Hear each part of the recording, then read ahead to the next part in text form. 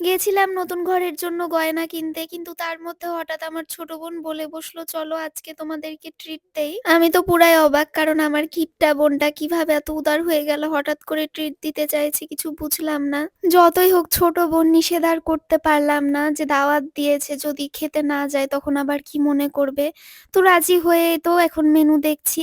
তারপর চটজলদি একটা মালাই লাচ্ছি অর্ডার করে দিলাম। ভাবা যায় এই শীতেও আমি ঠান্ডা মালাই লাচ্ছি খেয়েছি ১ গ্লাস। ট্রিট বলে কথা, যদিও আমার আবার অত লোভ নাই। কেউ দাওয়াত দিলে দিল, না দিলে নাই। এই যে আমার মডারেটর সুন্দরী ছোট্ট বোন, তার সঙ্গে আছে আরেকজন মডারেটর যাকে আমি কখনো দেখিনি। তো তাদের ২ জনের জন্য আমার পেজে বেশ কিছু পেমেন্ট দিতে হয় মাসিক, এবং আমার পকেট ফাঁকা হয়ে যায়। একটা সময় আমি নিজেই সব কাজ করতাম, পেজের রিপ্লাইও দিতাম। আর এখন পেজের রিপ্লাইয়ের জন্য ৩ থেকে ৪ জন লাগে, ভাবা যায়? এই ৪ জন রিপ্লাই দিয়ে অনেক সময় রিপ্লাই শেষ করা যায় না, এমন অবস্থা হয়ে যায়। তো যাই হোক, খেতে, খেতে ওইসবই ভাবছিলাম। বাসায় গিয়ে আবার সেই কাপড় কাটিং, কাপড় স্টিচিং এইগুলোই করতে হবে। যতই হোক আমি একজন ডিজিটাল দর্জি।